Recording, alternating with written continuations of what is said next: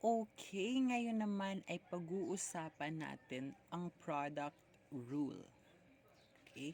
So first of all, paano natin malalaman na magpa-product rule tayo? Okay? Magpa-product rule tayo kapag nakita natin na in general, ang main operation ng ating function ay multiplication. Okay? See, for example, we have the derivative of the quantity of 3x minus 1 times the quantity of 4x plus 3. Okay? So, kapag tinignan mo yung function, so you can see na merong mga operation such as subtraction, addition, but the bigger operation is multiplication. So, as you can see sa ating parentheses. Okay?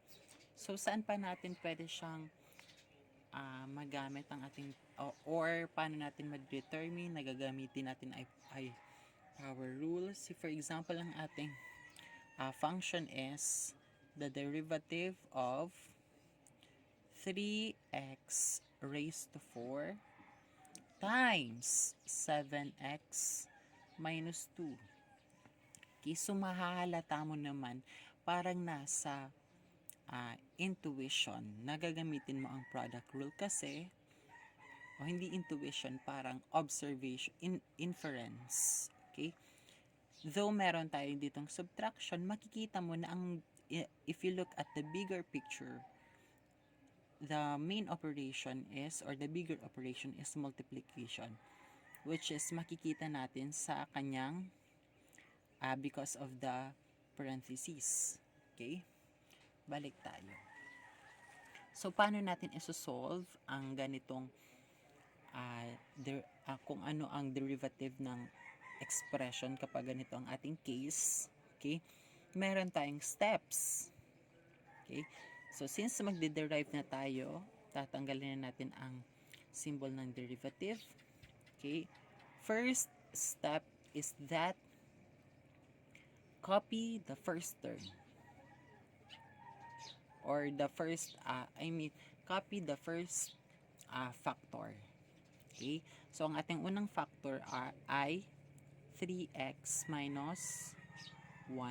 So, copy natin 3x minus 1. O, alam naman natin siguro kung ano ang factors, right? Okay? And then, multiply it to the derivative of the second factor. Okay? So, what is the derivative of 4x plus 3? So, the derivative of 4x plus 3 is equal to 4. Ayan, nagbabalik na naman tayo sa ating iconic na marker. Okay. And then, tatandaan, plus sign, addition. Okay. And then, copy the second term. Kung kanina kinopy natin yung first term, and then multiply it to the derivative of the second term, ngayon naman ay baliktad na. Copy the second term, which is, factor. Okay? Copy the second factor, which is 4x plus 3. Multiply it to the derivative of the first factor, which is 3x minus 1. What is the derivative of 3x minus 1? We have 3. Okay.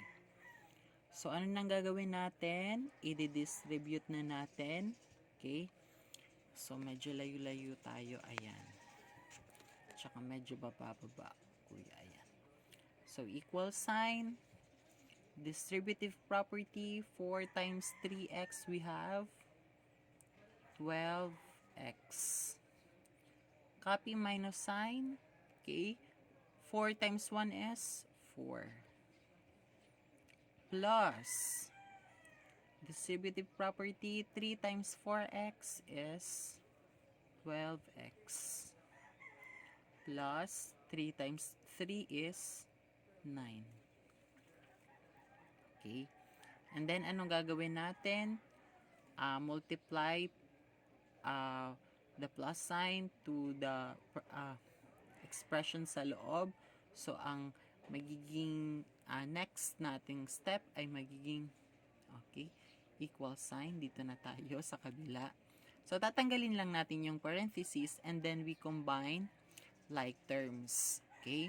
12x plus 12x, since pareho silang may x, and then 9 minus 4. Okay, 12x plus 12x is 24x. 9 minus 4 is 5. So, ang magiging sagot natin ay, gawin natin, 24x. Okay? Plus 5. Ayan. So, yan na po ang ating magiging sagot. Okay? So, medyo mahaba ang ating okay, so sagutan naman natin itong next one. Okay, so we have the derivative of 3x raised to 4 times 7x minus 2. So we have here, okay, the first factor, which is 3x raised to 4.